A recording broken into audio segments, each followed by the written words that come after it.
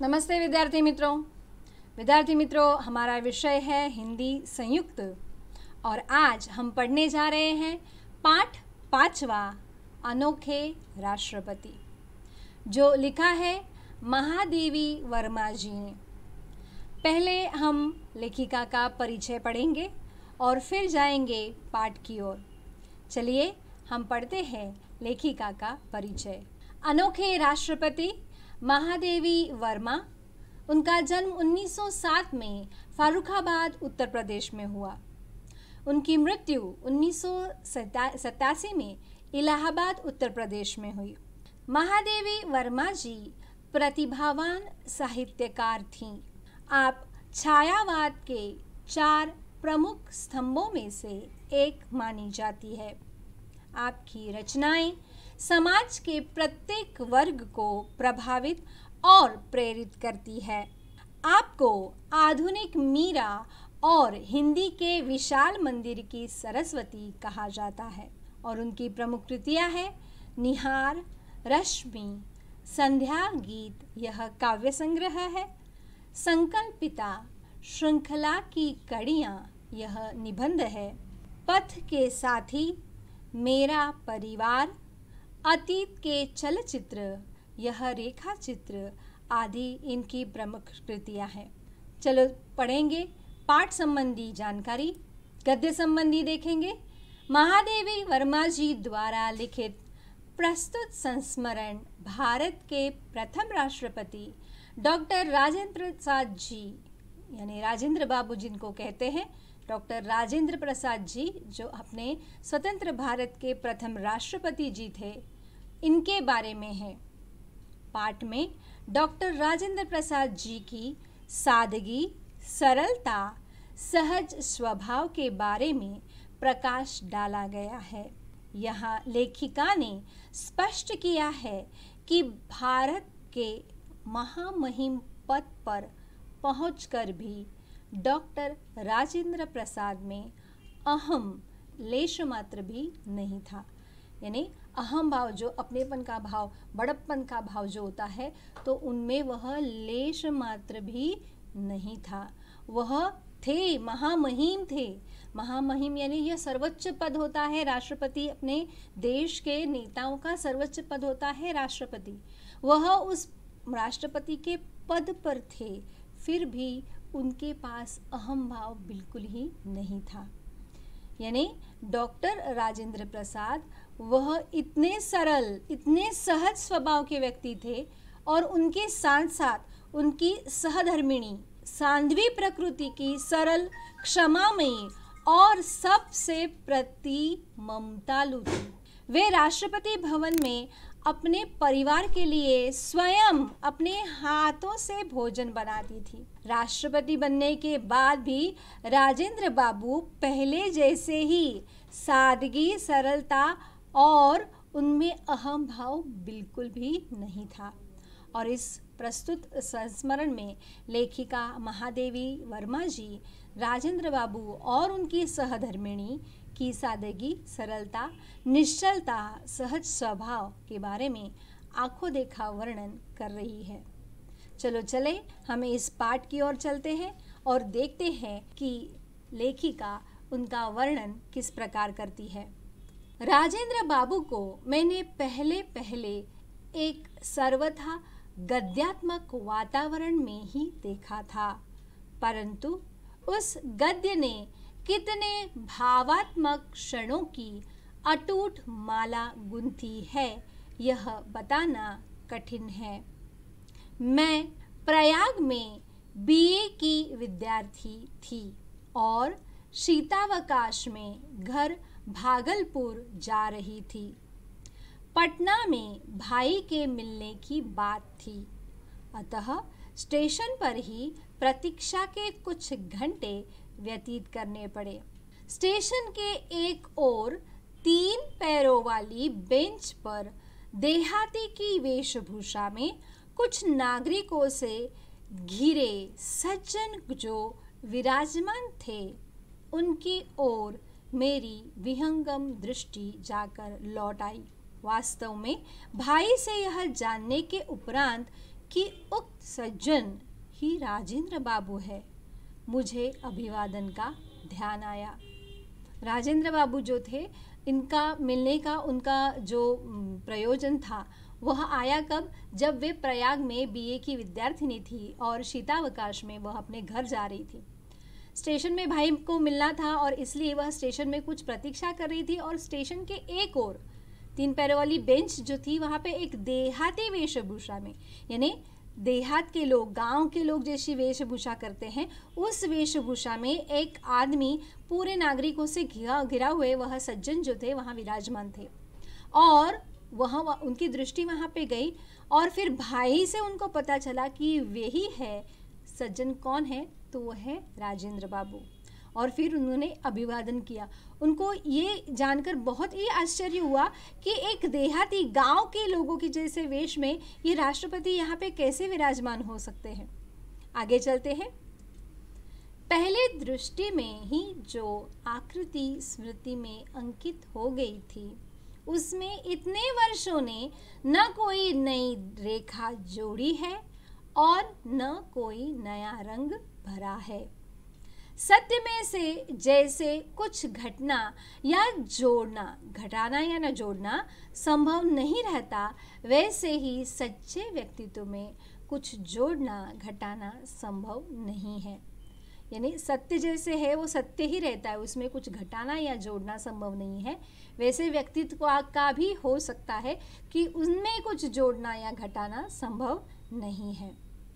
काले घने पर छोटे कटे हुए बाल, इनका वर्णन किया है। पूरा वर्णन उनका जो है व्यक्तित्व का, वो वर्णन लेखिका ने यहाँ पे किया है कि काले घने छोटे कटे हुए बाल, चौड़ा मुख, चौड़ा माथा, घनी भ्रुकुटियों के नीचे बड़ी आंखें, मुख के अनुपात में कुछ भारी नाक, कुछ गोलाई लिए चौड़ी ढुट्टी, कुछ मोटे पर सुडौल होंठ, श्यामल झाई देता हुआ गेहुआ वर्ण, बड़ी बड़ी ग्रामीणों जैसी मूछे जो ऊपर के ओंठ को ही नहीं ढक लेती थी, नीचे के ओंठ पर भी रोमिल आवरण डाले हुए थी। हाथ, पैर, शरीर सब में लंबाई की ऐसी विशेषता थी जो दृष्टि को अनायास आकर्षित कर लेती थी। उनकी वेशभूषा की ग्रामीणता तो और भी दृष्टि को उलझा लेती थी। खादी की मोटी धोती ऐसा फेटा देकर बांधी गई थी कि एक ओर दाहिने पैर पर घुटना छूती थी और दूसरी ओर बाएं पैर की पिंडली। मोटे खुरदरे काले बंद गले के कोट में ऊपर का भाग बटन टूट जाने के कारण खुला था। यानी आप देख सकते हैं कि कैसे जैसे एक आम आदमी होता है और आम आदमी अपनी जैसी एक विशेषता होती है कि वह एक सिंपल और उसमें कुछ अलग ऐसा कुछ नहीं होता, उसी तरह से उनका रहन सहन, उनका वेश जो है, परिवेश जो है, वो उसी तरह से था जैसे एक आम आदमी का, एक आम भारतीय लोगों का, खास करके किसानों का होता है, वही वह वेश करते थे। चलिए आगे देखते हैं। और घुटने के नीचे का बटनों से बंद था। सर्दी के दिनों के कारण पैरों में मोजे जूते तो थे, परंतु कोट और धोती के समान उनमें भी विचित्र स्वच्छतावाद था। मिट्टी की परत से न जूतों के रंग का पता चलता था न रूप का। गांधी टोपी की स्थिति तो और भी विचित्र थी। उसकी आगे की नोक बाई भौं पर खिसक आई थी और टोपी की कोर माथे पर पट्टी की तरह लिपटी हुई थी। यानी आप देख, यहाँ पे जो वर्णन किया है उससे आपको पता चल सकता है कि वह इतने सिंपल थे। उनके यहाँ कोट का ऊपर का बटन जो था वो टूटा हुआ था, नीचे का बटन जो है वो बंद था। सर्दी थी, यानी सर्दी के दिन थे, इसलिए पैरों में मोजे और जूते तो थे, लेकिन जिस तरह कोट और धोती थी उसी समान उनमें भी विचित्र स्वच्छंदतावाद था। यानी ना मिट्टी की परत जूतों पर चढ़ने से, यानी जूते जो थे पॉलिश वगैरह कुछ नहीं थे, मिट्टी जो थी उस जूतों पर चढ़ी हुई थी, इसलिए मिट्टी का रंग कौन सा है और जूतों का रंग रूप क्या है वो कुछ भी समझ में नहीं। सिर पर गांधी टोपी थी, यानी जो टोपी पहनते हैं वो टोपी थी, और वो और भी उसकी स्थिति विचित्र थी। उसकी आगे की नोक जो है बाई भौं पर, भौं यानी आईब्रोज पर खिसक आई थी, और टोपी की कोर माथे की पट्टी की तरह लिपटी हुई थी। देख कर लगता था मानो वे किसी हड़बड़ी में चलते चलते कपड़े पहने आए हैं। यानी ऐसे लग रहा था कि हड़बड़ी में वो चलते चलते कपड़े पहने हैं और वो वहाँ पे आए हैं। अतः जो जहाँ जिस स्थिति में अटक गया वह वही उसी स्थिति में लटक रहा था। उनकी मुखाकृति देखकर अनुभव होता था मानो इन्हें पहले कहीं देखा है। अनेक व्यक्तियों ने भी उन्हें प्रथम बार देखकर ऐसा ही अनुभव किया। बहुत सोचने के उपरांत ही उस प्रकार की अनुभूति का कारण समझ में आ सका। राजेंद्र बाबू की मुखाकृति ही नहीं, उनके शरीर के संपूर्ण गठन में एक सामान्य भारतीय जन की आकृति और गठन की छाया थी। अतः उन्हें देखने वाले को कोई न कोई आकृति या व्यक्ति का स्मरण हो आता था। यानी उनको देखकर ही ऐसे लग रहा था कि वो कोई ऐसे बड़े आदमी नहीं है, वो सिर्फ अपने में से ही एक है, अपने जैसे ही एक है, ऐसी अनुभूति आम लोगों को होती थी। क्योंकि उनकी मुखाकृति ही नहीं, संपूर्ण शरीर का गठन जो था एक सामान्य भारतीय लोग जैसे ही था, और इसलिए उन्हें देखकर ऐसे लगता था कि यह जो है कोई आम ही आदमी है जो अपने से ही कोई आया है। वह अनुभव करने लगता था कि इस प्रकार के व्यक्ति को पहले कभी कभी देखा है। आकृति तथा वेशभूषा के समान ही वे अपने स्वभाव और रहन सहन में सामान्य भारतीय या भारतीय कृषक का ही प्रतिनिधित्व करते थे। प्रतिभा और बुद्धि की विशिष्टता के साथ साथ उन्हें जो गंभीर संवेदना प्राप्त हुई थी वही उनकी सामान्यता को गरिमा प्रदान करती थी। व्यापकता ही सामान्यता की शपथ है, परंतु व्यापकता संवेदना की गहराई में स्थिति बनाए रखती है। मैंने पहले भी आपको कहा कि एक सामान्य भारतीय किसान जैसा है, उसी तरह उनकी वेशभूषा, उसी तरह उनकी आकृति थी। उनका स्वभाव जो है और रहन सहन जो है एक सामान्य भारतीय की तरह ही था। उनके लिए वही सामान्यता एक गरिमा, एक गौरव प्रदान करती थी। और व्यापकता यह सामान्यता की शपथ है, परंतु व्यापकता और संवेदना की गहराई जो है वही स्थिति बनाए रखती है। उनकी वेशभूषा की अस्त व्यस्तता के साथ उनके निजी सचिव और सहचर भाई चक्रधर जी का स्मरण अनायास हो आता है। यानी उनकी यह जो स्थिति थी तो उनके सचिव और उनके भाई जो थे चक्रधर जी, उनका स्मरण हो आता है। जब मोजों में से 5 उंगलियां बाहर निकलने लगती, जब जूते के तले पैर के तलवों के गवाक्ष बनने लगते, जब धोती, कुर्ते, कोट आदि का खद्दर अपने मूल ताने बाने में बदलने लगता, तब चक्रधर इस पुरातन सज्जा को अपने लिए सहेज लेते। यानी वह जो है ये सब अपने लिए ले लेते। उन्होंने वर्षों तक इसी प्रकार राजेंद्र बाबू के पुराने परिधान से अपने आप को प्रसादित कर कृतार्थता का अनुभव किया था। मैंने ऐसे गुरु शिष्य या स्वामी सेवक अब तक नहीं देखे। ऐसा उनका गहरा नाता था। कौन सा? राजेंद्र बाबू जी और चक्रधर जी का।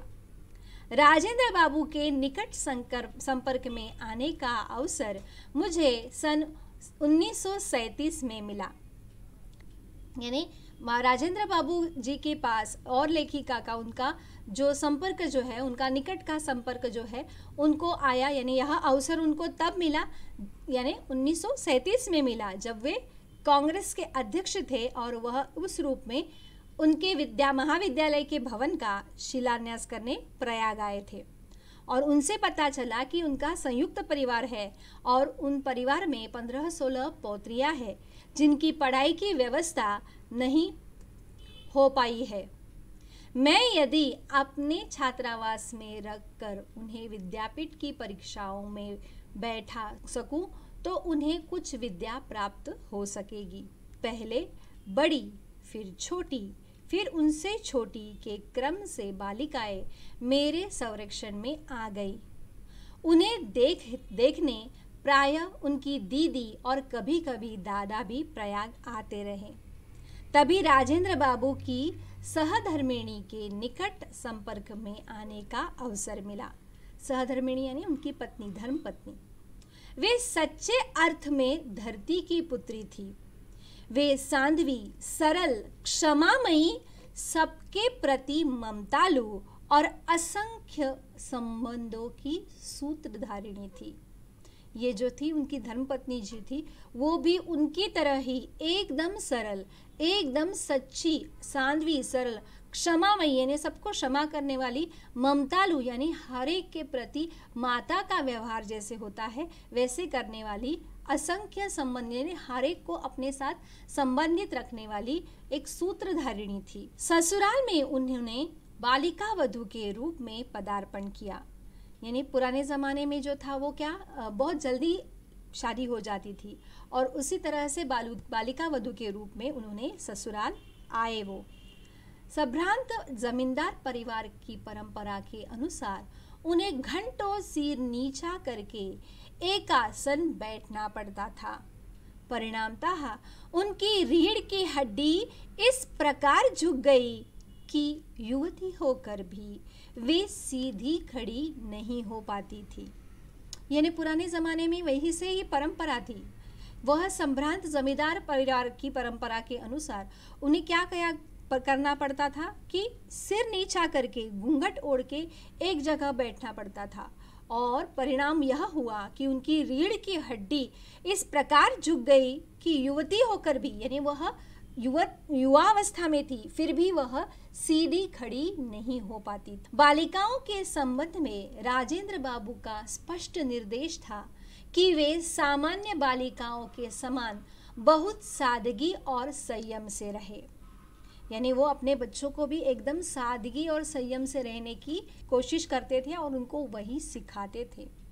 वे खादी के कपड़े पहनती थी जिन्हें वे स्वयं ही धो लेती। उनके साबुन, तेल आदि का व्यय भी सीमित था।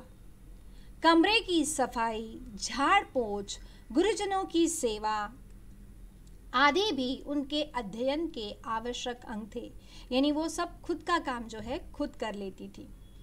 उस समय स्वतंत्रता संघर्ष के सैनिकों का गंतव्य जेल ही रहता था।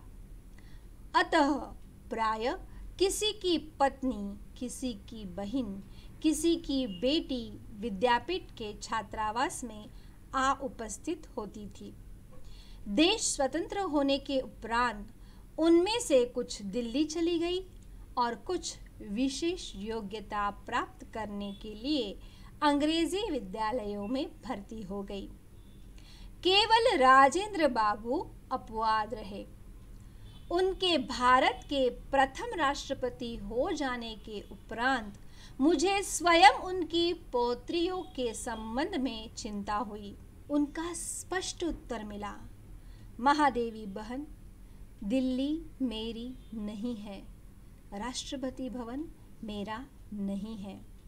यानी स्वतंत्रता मिलने के बाद जब राजेंद्र बाबू अपने भारत के प्रथम राष्ट्रपति हो गए, फिर उनको लगा कि उन राष्ट्रपति की पौत्रियों को कैसे ट्रीट किया जाए। तो उनका उत्तर क्या था कि यह दिल्ली जो है मेरे अकेले की नहीं है, राष्ट्रपति भवन जो है वो मेरा नहीं है, मेरे देश का है। वह देश के बारे में सोचते थे और इसी तरह से वह क्या कहते थे, अहंकार से मेरी पौत्रियों का दिमाग खराब न हो जाए, केवल इसकी चिंता मत करो, वे वैसे ही रहती आई है उसी प्रकार रहेंगी। कर्तव्य विलास नहीं कर्मनिष्ठा है। यानी वह कहते थे कि उसी तरह से जैसे रहती आई है उसी प्रकार उनको रहना ही है, क्योंकि कर्तव्य विलास नहीं कर्मनिष्ठा है। उनकी सहधर्मिणी में भी इस प्रकार का परिवर्तन नहीं हुआ, किसी भी प्रकार का परिवर्तन। यानी धर्म पत्नी जो भी थी वो भी उसी तरह से रहने लगी जैसे वो पहले रहा करती थी। यानी राष्ट्रपति होने के बाद, पति के राष्ट्रपति होने के बाद एक हाथ धर्म पत्नी को ऐसा लगेगा मेरे पति तो राष्ट्रपति है तो मुझे भी अपने रहन सहन में थोड़ा परिवर्तन लाना चाहिए, लेकिन उनकी सहधर्मिणी में भी किसी प्रकार का परिवर्तन नहीं हुआ। जब राष्ट्रपति भवन में उनके कमरे से संलग्न रसोई घर बन गया तब वे दिल्ली गईं और अंत तक स्वयं भोजन बनाकर सामान्य भारतीय गृहिणी के समान पति, परिवार तथा परिजनों को खिलाने के उपरांत स्वयं अन्न ग्रहण करती थी।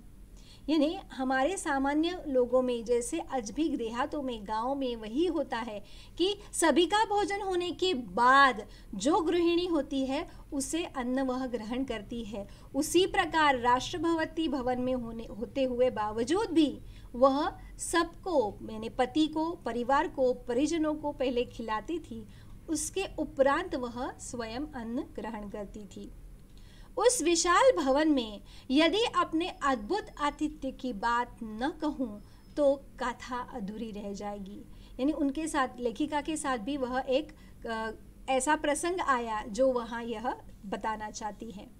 बालिकाओं की दादी ने मुझे दिल्ली आने का विशेष निमंत्रण तो दिया ही, साथ ही प्रयाग से सिरकी से बने 1 दर्जन सूप लाने का भी आदेश दिया। यानी उनकी दादी ने उनको दिल्ली आने का निमंत्रण दिया और प्रयाग से क्या लाने का ये दिया, आदेश दिया कि एक सूप जो होता है, सूप यानी धान को छिड़क कर एक जगह लाने का वो जो ये होता है ना, वो सूप कहलाते हैं। सूप यानी वो सूप नहीं जो हम पीते हैं, ये सूप वो होता है कि धान छिड़कने का जो एक ये होता है उसे सूप कहते हैं। वो कितने, तो 1 दर्जन लाने के लिए कहा था। 1 दर्जन यानी 12 जो है वो 1 डजन माना जाता है, 12 जो होते हैं अंक वो 1 डजन माना जाता है। तो वो लाने का उनको आदेश दिया। उन्होंने बार बार आग्रह किया कि मैं उनके लिए इतना कष्ट अवश्य उठाऊं, क्योंकि फटकने पछोरने के लिए सिरकी के सूप बहुत अच्छे होते हैं, पर कोई उन्हें लाने वाला ही नहीं मिलता। यानी जो भी धान्य है उसको फटकने और पछोरने के लिए सिरकी के सूप ही बहुत अच्छे होते हैं, लेकिन कोई उसे लाकर नहीं देने वाला था, इसलिए तुम लाना, यह जरा कष्ट उठाना, ऐसे वह हमेशा बार बार उनको आग्रह किया करती थी। प्रथम श्रेणी के डिब्बे में 12 सूप के टांगने पर जो दृश्य उपस्थित हुआ उससे भी अधिक विचित्र दृश्य तब प्रत्यक्ष हुआ जब राष्ट्रपति भवन से आई बड़ी कार पर यह उपहार लादा गया। यानी ट्रेन से जब वे आई, वह प्रथम श्रेणी में आई और वो प्रथम श्रेणी में वो 12 सूप जो थे वो टांगने का दृश्य, और उससे भी अधिक विचित्र क्या, जब राष्ट्रपति भवन से आई बड़ी कार थी और वो उस पर यह उपहार लादा गया। राष्ट्रपति भवन के हर द्वार पर सलाम ठोकने वाले सिपाहियों की आंखें विस्मय से खुली रह गई। ऐसी भेंट लेकर कोई अतिथि न कभी वहां पहुंचा था न पहुंचेगा, पर भवन की तत्कालीन स्वामिनी ने मुझे अंक में भर लिया। यानी ये सब देखकर वो सिपाही जो थे वो भी अचंभित रह गए, ये कौन सा है, ये कैसा उपहार लाए हैं और ये अतिथि क्या लेकर आए हैं, ये देखकर वह अचंभित रह गए। लेकिन वो घर की स्वामिनी जो थी उन्होंने उनको अपने बाहों में ले लिया। राजेंद्र बाबू तथा उनकी सहधर्मिणी सप्ताह में एक दिन अन्न नहीं ग्रहण करते थे। संयोग से मैं उनके उपवास के दिन ही पहुंची, अतः उनकी यह जिज्ञासा स्वाभाविक थी कि मैं कैसा भोजन पसंद करूंगी। उपवास में भी अतिथेय का साथ देना उचित समझकर मैंने निरन्न भोजन की ही इच्छा प्रकट की। फलाहार के साथ उत्तम खाद्य पदार्थों की कल्पना स्वाभाविक रहती है। सामान्यतः हमारा उपवास अन्य दिनों के भोजन की अपेक्षा अधिक व्ययसाध्य हो जाता है, क्योंकि उस दिन भांति भांति के फल, मेवे, मिष्ठान्न आदि एकत्र कर लेते हैं। राजेंद्र बाबू और उनकी धर्मपत्नी सप्ताह में एक दिन अन्न भोजन नहीं लेते थे, और संयोग यही था कि लेखिका उसी दिन, जिस दिन उनका उपवास था, उसी दिन वह वहां पहुंची। अतः उनकी यह जिज्ञासा स्वाभाविक थी कि वह कैसा भोजन पसंद करेगी।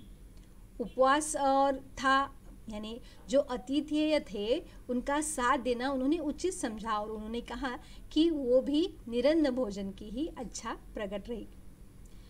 अभी उनको लगा कि उपवास है तो फलाहार तो होगा ही, और फिर उसके साथ अनेक जो खाद्य पदार्थ हैं उपवास के वो भी आएंगे। ये उन्होंने कल्पना करना स्वाभाविक ही था।